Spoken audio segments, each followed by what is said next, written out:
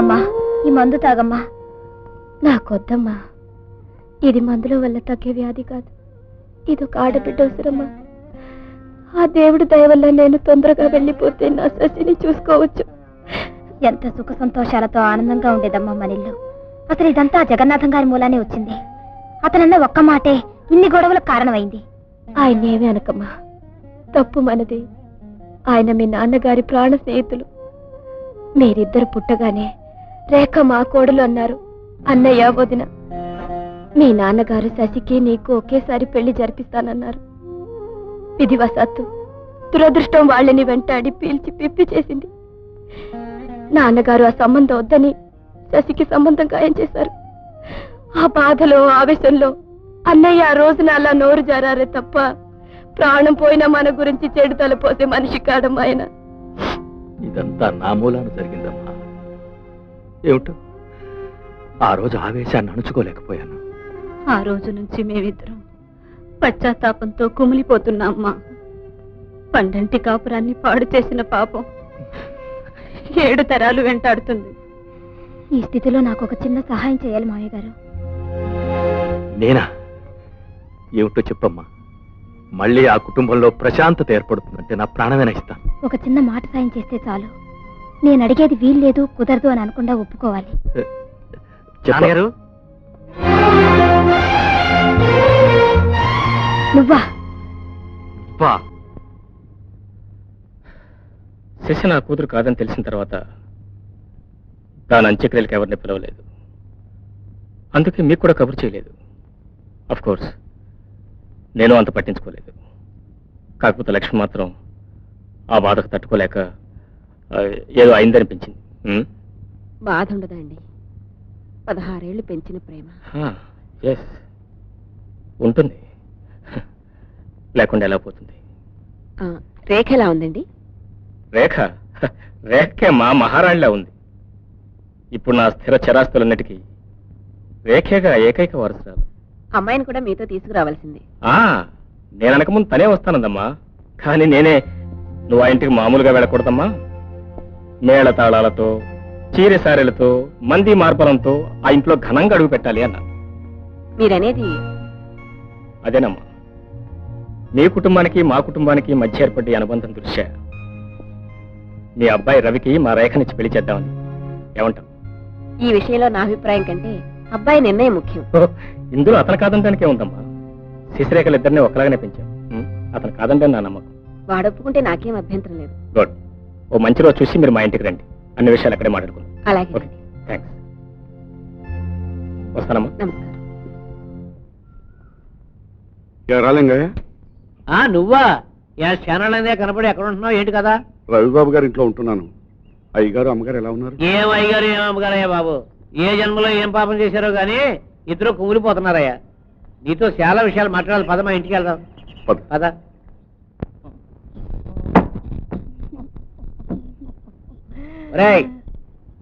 చెయ్యి ఖాళీ కాలేదు, పోవయ్యా. ఎవరనుకుంటున్నావురా? మామయ్య.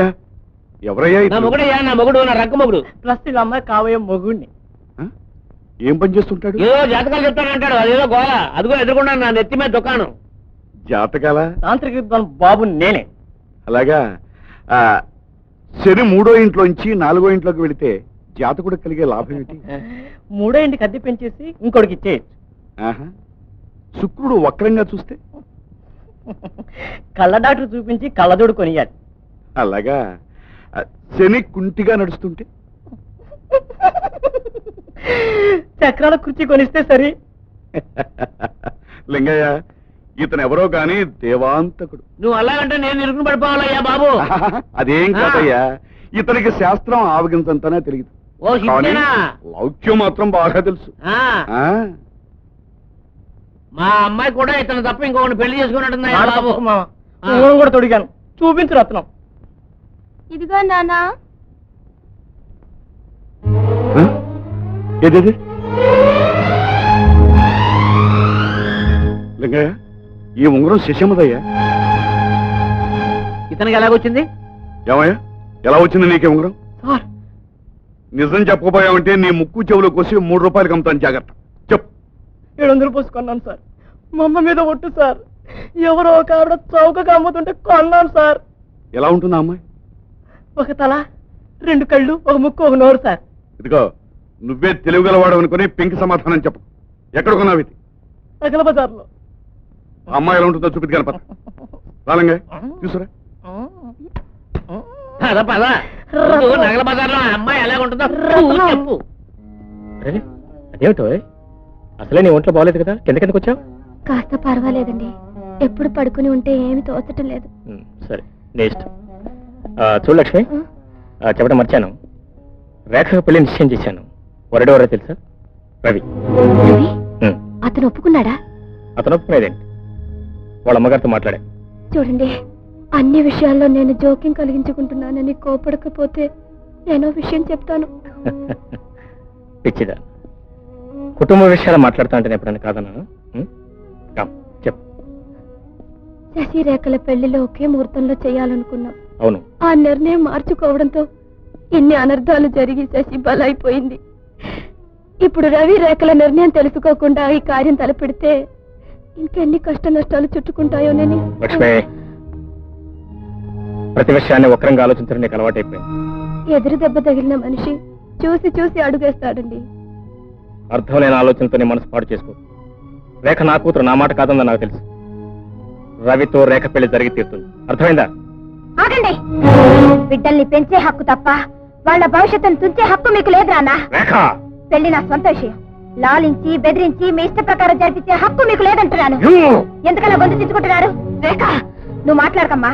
గొంతు కోస్తున్నా చిరునవ్వు నవ్వడం నీలా నాకు అలవాట్లేదు. నన్ను ఎదిరించి పట్టడం నీకెంత ధైర్యం? మీ తప్పులు నేరాలు ఎత్తి చూపిస్తే తప్ప మంచేదో చెడేదో తెలుసుకోలేని అవివేకంలో పడిపోతున్నారు కనుకనే మాట్లాడుతున్నాను. మంచేదో చెడేదో నాకు తెలియదా? ముమ్మాటికి తెలీదు. మీకు తెలిసిందల్లా వంశ గౌరవం, పరువు, ప్రతిష్ట అంతే. అవే మా శశి ప్రాణాలు తీసే. నాతో కలిసి పెరిగిన అమాయకురాల్ని పొట్టను పెట్టుకున్నారు. అందుకే మీ మీద పగ తీర్చుకోవాలనుకుంటున్నాను. తీర్చుకుంటాను. రేఖ, నీకు పిచ్చి పట్టిందేమిటే? పట్టిందమ్మా. నిజం మాట్లాడడం నీతికి నిలబడ్డమే పిచ్చి అయితే ఆ పిచ్చి పట్టిందమ్మా. తన గుడ్లను తనే తినేసే తాచుపాము లాంటి నీ మొగుడి గొప్పతనంతో పోలిస్తే ఇది పిచ్చేనమ్మా. ఏం కూసావే? అలా అంటావా? ఇంకెప్పుడైనా మీ నాన్నగారిని అలా అంటావా? పగ తీర్చుకుంటావా? ఎవరి మీద పగ తీర్చుకుంటావే? నిన్ను ఆరో ప్రాణంలో పెంచిన నా మీద, నిన్ను అరచేతిలో నడిపించి పెంచిన మీ నాన్నగారి మీద. పాపిచ్చి నాన్న, కన్న తండ్రిని నోటుకొచ్చినట్లు మాట్లాడుతున్నావే.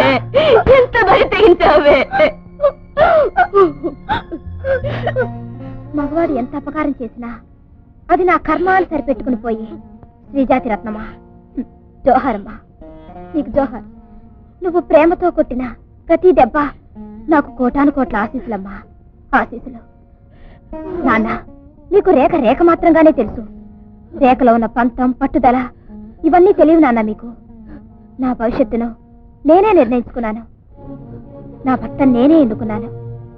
ఆయన ఎవరో చూడాలనుందా?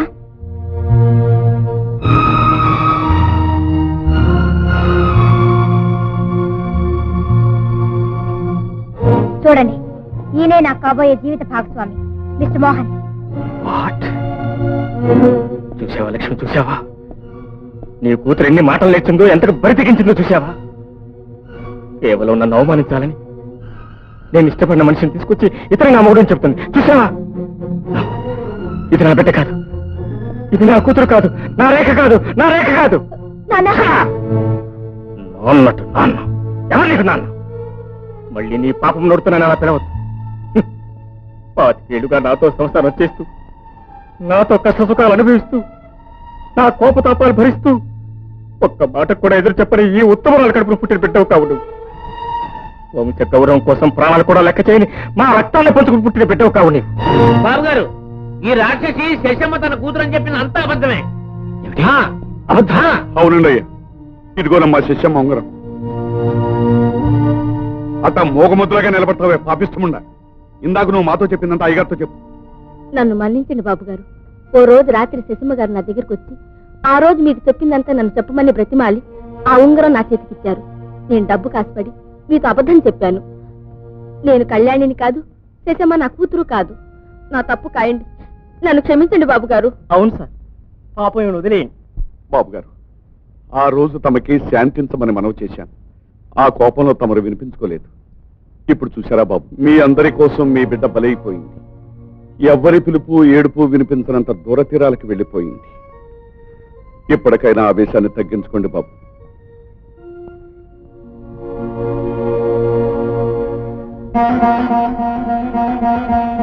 విన్నావా లక్ష్మి? కన్నవాళ్ల కోసం బలైపోయిన ఒక దేవత కథ విన్నావా?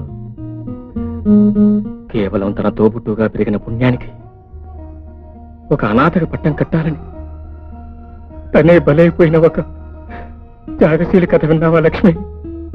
త్యాగశీలి కథ విన్నావా? పెంచిన వాళ్ళ మీద పగ తీర్చుకోవాలనుకునే రేఖ నా కూతురు కాదు, నా కూతురు కానే కాదు. నా బిడ్డ శశి, శశే నా బిడ్డ. పునాదులు కదిలిన నా వంశ గౌరవాన్ని మళ్ళీ నిలబెట్టడం కోసం ఆ పునాదుల్లోనే సమాధి అయిపోయిన శశే నా బిడ్డ, శశే నా కూతురు. అమ్మా శశి, నిన్ను నా చేతులా నేనే చంపుకున్నానమ్మా. నేను నీ తండ్రి కాదమ్మా, కసాయివాణ్ణమ్మా, రాక్షసుండమ్మా, రాక్షసుని. లక్ష్మి, అయ్యయ్యో, ఎంత పని జరిగింది? ఆ కళ్యాణి డబ్బు కోసం ఆ బజారు మనిషి ఆడిన నాటకం మాది. ఆ రాక్షసి కారణంగా శశి తన కూతురు కాదన్న నిర్ణయానికి వచ్చారు శేఖరం గారు. ఈ విషయం విని ఇంకా కుమిలిపోతుంటారు. అవును బాబు, రేఖమ్మ మోహన్ తప్ప ఇంకెవరిని చేసుకోనని అయ్యగారిని ఎదిరించింది. దానికి తోడు శశమ్మను గురించిన నిజం తెలిసింది. దాంతో అయ్యగారు బాగా నలిగిపోయారు బాబు. ఏ దేవుడి శాపమో అది. జరిగినవన్నీ అబద్ధాలైనట్టు శశి చావు కూడా అబద్ధమేనేమో? లేదు బాబు, ఆనాడు పోలీస్ ఇన్స్పెక్టర్ అందించిన ఉత్తరం నగలు శశమ్మ చావును రుజువు చేశాయి. ఏమిటో ఇంకా ఎన్ని సుడిగుండాల్లో చిక్కుకోబోతుందో ఆ పచ్చడి కాపురం. నమస్కారం అమ్మా. నమస్కారం అండి. నమస్కారం. లలిత కళాభిమాని మీ నాన్నగారి ధన సహాయంతో 10 సంవత్సరాల క్రితం చిన్న నాట్య కళాశాల ప్రారంభించాం. అది పెరిగి పెద్దదై ఇప్పుడు 100 మంది వర్ధమాన కళాకారులను తయారు చేసింది. చాలా సంతోషం. వచ్చే ఆదివారం నాడు పిల్లల వార్షికోత్సవం జరుపుకుంటున్నాం. దానికి తప్పని ముఖ్య అతిథిగా పిలవడానికి వచ్చాం. షూర్.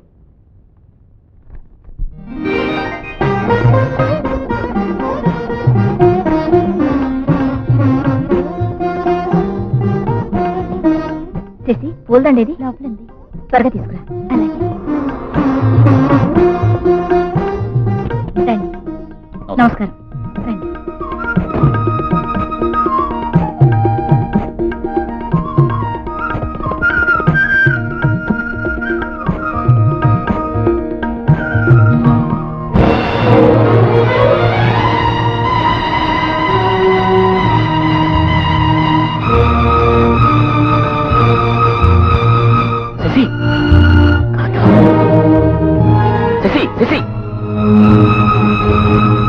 ఇది కళా నిజమా? వదలండి.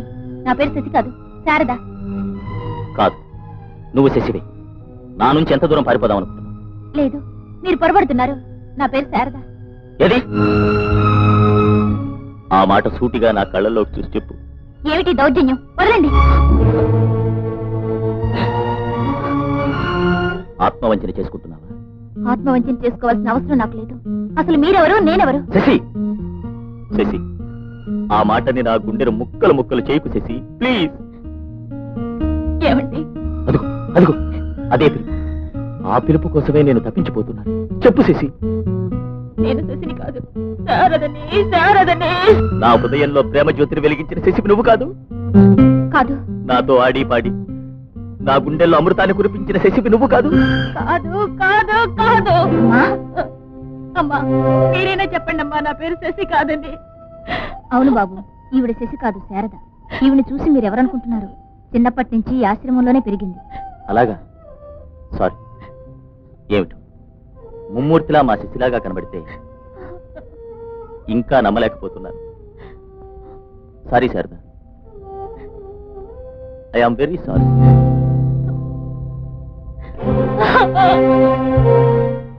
పద బాబు.